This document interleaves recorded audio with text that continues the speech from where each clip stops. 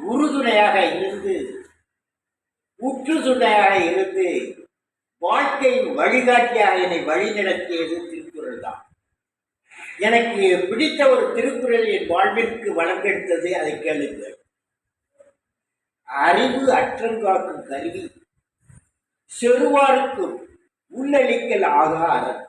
அதாவது அறிவு என்பது அழிவு வராமல் காக்கும் கருவியாகும். மேலும் பகைவராலும் அழிக்க முடியாத உள்ளரணும் கோட்டையாகும். கோட்டாகும். எத்தகைய சூழ்நிலையிலும் அரண் போல், அதாவது கோட்டை போல் நின்று நம்மை காக்கும் என்பதாகும் அறிவு. எனவே அறிவாற்றலை வளர்த்துக் கொண்டால் நம் வாழ்வு வளமாகும். அதன் மூலம் நாமும் வீடும் வளம் பெறும்.